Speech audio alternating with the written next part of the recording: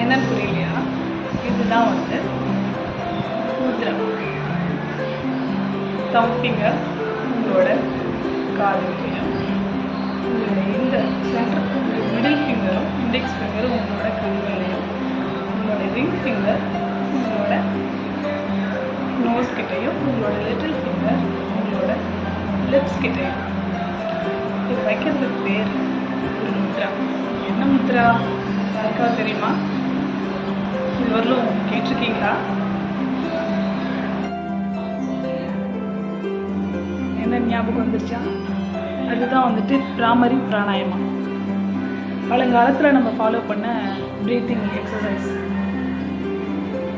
சுகாசனம் அல்லது பத்மாசனால உட்காந்துக்கலாம். ஸ்பைன் ஸ்ட்ரைட்டில் வச்சுக்கலாம். முத்ரா ஷண்முகி முத்ரா.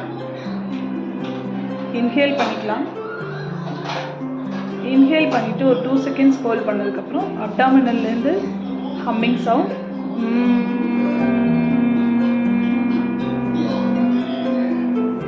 அப்படி சொல்லும் பொழுதே நம்மளோட இன்ஹேல் என்ன ஆகும்னா அந்த எக்ஸேல் ஆகிடும். இன்ஹேல் பண்ணி ஹோல்ட் பண்ணி வச்சோம் இல்லையா, அந்த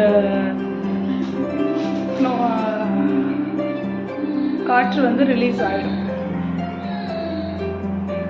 இது ஒரு வகையான ப்ரீத்திங் எக்ஸசைஸ். இது எதுக்காக பண்ணுறோம் அப்படின்னா, நம்மளோட நர்வஸ்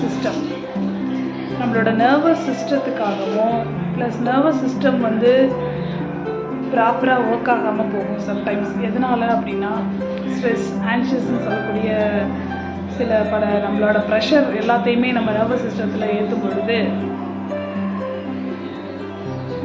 அந்த ப்ரெஷர் என்ன ஆகுதுன்னா நம்மளோட நர்வஸ் சிஸ்டத்தை ப்ராப்பராக ஒர்க் பண்ண விடாமல் அதால் எண்டோக்ரைன் சிஸ்டமும் ஸ்பாயில் ஆகி, எண்டோக்ரைன் சிஸ்டம் வந்தால் வந்து நம்மளோட ஹார்மோன்ஸ் எல்லாத்தையுமே ரிலீஸ் பண்ணும்.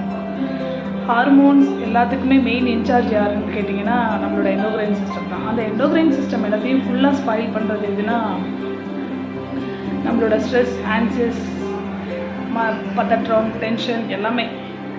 அதுக்காக நம்ம டெய்லி ஒரு 2 to 3 minutes at least 15 seconds to 20 seconds spend பண்ணிங்க அப்படின்னா இந்த பிராமரி பிராணாயமா ட்ரை பண்ணி பாருங்கள்.